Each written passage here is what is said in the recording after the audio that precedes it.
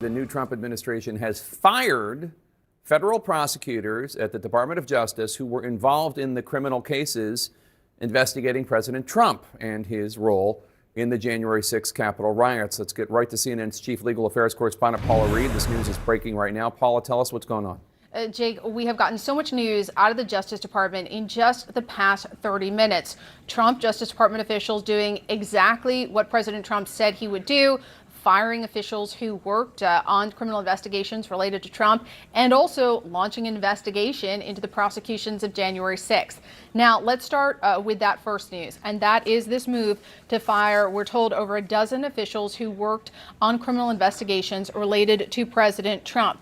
The acting attorney general sent out a memo earlier notifying them that they are being removed from their positions, saying, quote, "You played a significant role in prosecuting President Trump. The proper functioning of the government critically depends on the trust superior officials place in their subordinates.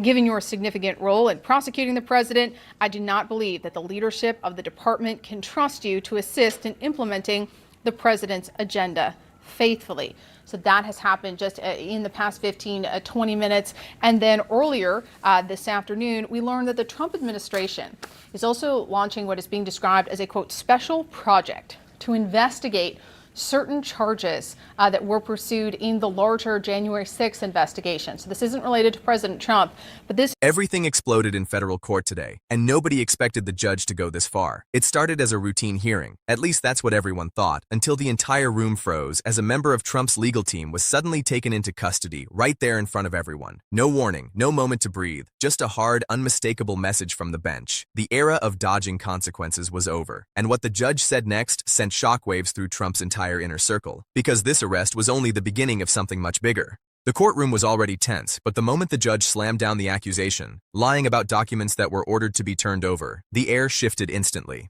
This attorney looked like he genuinely believed he could keep playing the same old delay games, the same obstruction tactics that had protected Trump for years. But this time the judge wasn't even pretending to entertain excuses. There was no back and forth debate, no gentle warning. The judge simply had enough. Years of stonewalling had finally reached a breaking point, and that arrest wasn't just about one lawyer, it was a warning shot. Anyone else trying the same thing would be next. But the courtroom drama was only one half of what made today so explosive. Even as this arrest was happening, the Justice Department was dealing with a meltdown of its own. In a stunning move that blindsided Washington, the Trump administration fired over a dozen federal prosecutors who were directly involved in criminal investigations related to Trump. These were career officials, the kind of people who aren't supposed to be touched by political retaliation. Their job is to follow evidence, not politics. And yet, just 30 minutes after the DOJ's move, the entire legal and political landscape changed. People inside the department said the purge looked coordinated, almost like an attempt to dismantle cases before they could mature into something more dangerous. Reports claim some prosecutors were dismissed without warning, while others learned about their termination only when their access was suddenly cut off. And rumors suggest this wasn't spontaneous, it was part of a broader effort to shield Trump from mounting legal exposure. But what nobody expected was how this DOJ chaos would connect directly to what was happening inside the courtroom. Because prosecutors had already been building something behind the scenes, something Trump's team quietly feared. And today, pieces of that puzzle finally came out. It turns out a longtime Trump aide, someone who'd been fiercely loyal for years, flipped. Completely. Not halfway, not cautiously, fully. They turned over text messages, planning documents, and notes from meetings that took place in the chaotic weeks before January 6th, the kind of material that investigators had been trying to get for years. They described in detail the conversations about overturning the election, the pressure campaigns, the internal disagreements, and even strategy sessions that prosecutors say show coordinated efforts to obstruct the certification.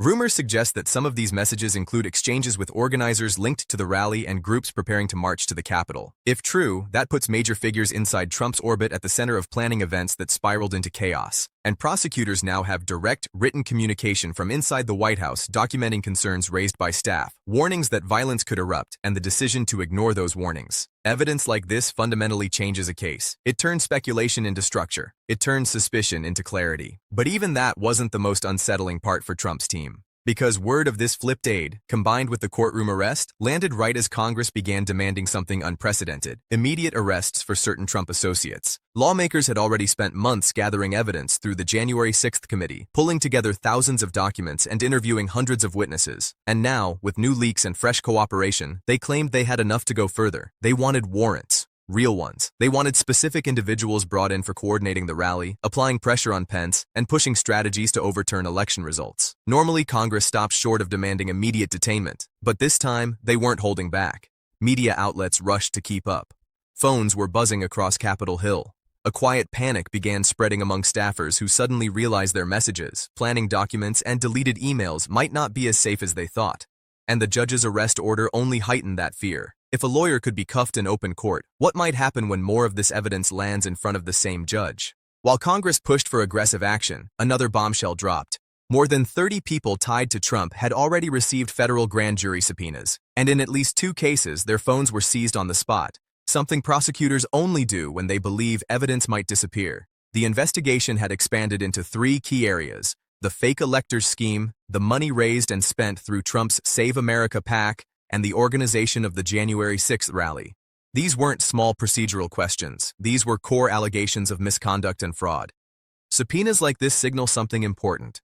Prosecutors believe they're closing in on charges. You don't collect this much evidence, seize devices, and compel testimony unless indictments are being drafted. And Trump's team knew it. That's why the firing of prosecutors today seemed so perfectly timed. Too perfectly timed, according to people inside the DOJ who say the purge looked like a shield maneuver, an attempt to weaken cases before they became structurally impossible to stop. But the unraveling continued elsewhere too. A billionaire Trump ally, Tom Barrack, was arrested on charges tied to secretly promoting the goals of a foreign government while advising Trump. Prosecutors say he lied to investigators and obstructed justice. Even though the charges weren't about January 6th, they proved something that rattled Trump's circle. Prosecutors are no longer afraid to go after longtime allies. If someone with Barrack's proximity to power could be taken in, no one was untouchable. And then there was Georgia. A special grand jury there had already concluded that there was no widespread fraud in the 2020 election. But more importantly, they suggested that several witnesses may have lied under oath. Legal experts predict that multiple indictments are coming, possibly including high-profile Trump associates like Rudy Giuliani. And while it's unclear whether Trump himself will face charges, prosecutors believe his strategy will be the same one he's used for years. Delay. Delay until deadlines pass, delay until elections shift, delay until the process becomes too complicated to finish before the next major political cycle. But delays only work when the legal terrain is stable. And after today, nothing is stable. The DOJ purge, the courtroom arrest, the cooperating aid, the escalating subpoenas, Congress calling for warrants, Georgia preparing its own charges, legal analysts saying we're entering a new phase where accountability becomes unavoidable. That combination hit Trump's team like a tidal wave. People inside Trump's orbit began scrambling. Some called lawyers, some reached out to contacts inside DOJ, asking what the firings mean. Others started distancing themselves privately, wanting to avoid being dragged into a widening investigation they can no longer control. Reports claim that several staffers are considering cooperation deals of their own before prosecutors approach them. Because once indictments start rolling in, the value of cooperation drops dramatically. The panic was visible everywhere. Capitol Hill felt like a pressure cooker. Analysts across networks tried to process how quickly everything spiraled. Trump's defenders argued that this was all political. Critics argued that this was overdue. And inside the courts, judges appeared to have reached the end of their patience with excuses and delays. The judge who ordered the arrest said clearly that the legal system was not a stage for political theatrics. Anyone who lied, obstructed, or attempted to manipulate the process would face the same fate as the attorney who'd just been let out in handcuffs. And that warning was aimed at more than one person. It was aimed at an entire network of individuals who believed showing up with confidence and defiance was enough to avoid consequences. But today showed that the consequences have finally arrived. Evidence from flipped insiders is pouring in.